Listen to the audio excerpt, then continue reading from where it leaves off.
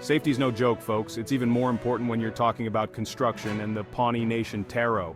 We're here to build things right, and that means building them safe.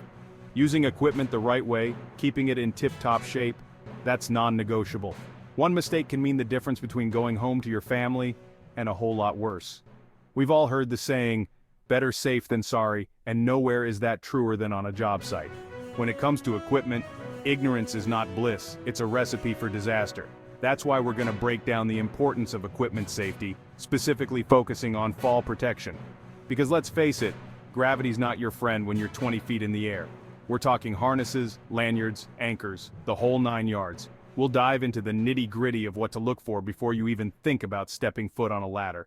Remember, your safety is everyone's responsibility, but it starts with you. So, pay attention, ask questions, and never be afraid to speak up if something doesn't feel right. Let's talk fall protection, folks. This gear is your best friend when you're working at heights. We're talking harnesses, lanyards, and anchors, the holy trinity of staying safe. First up, your harness. Think of it like your seatbelt, but for the sky. It distributes the force of a fall, keeping you safe. Inspect it for fraying or tears. Next, your lanyard. This connects your harness to the anchor point. Last but not least, the anchor point. It needs to be strong and secure. Remember, this is life or death stuff. Don't cut corners.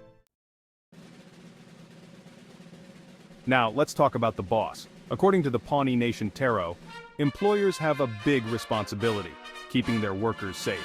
That means providing the right gear and making sure it's in tip-top shape. Think of it like this. You wouldn't send a firefighter into a burning building with a leaky hose. Same goes for construction. Employers need to provide high-quality, reliable fall protection equipment, and not just hand it over and call it a day.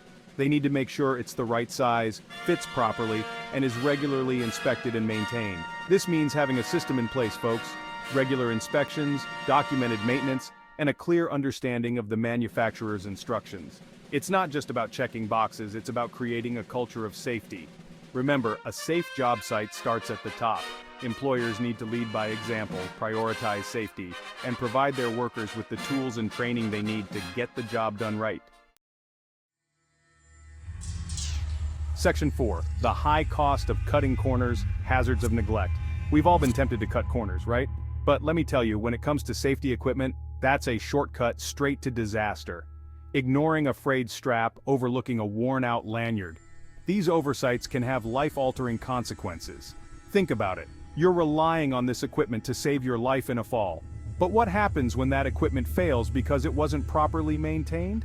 Suddenly, that small tear in your harness becomes a gaping hole. That worn-out D-ring becomes a recipe for disaster. And it's not just about the equipment itself. Neglect breeds complacency. When we start overlooking the little things, we develop bad habits, we become desensitized to the risks. And that's when accidents happen. So, let me be blunt. Cutting corners on safety is not saving time or money, it's gambling with people's lives. And that's a bet you can't afford to lose.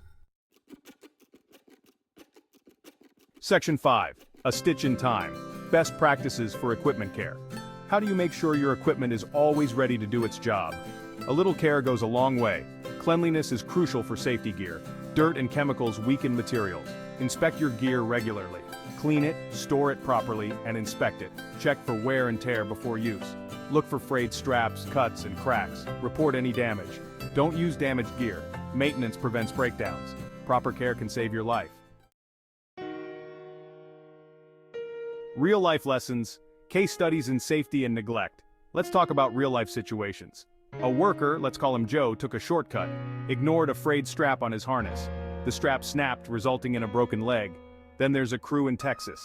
They were religious about safety checks, found a hairline crack in a D-ring, reported it, got a new harness. Another worker wasn't so lucky.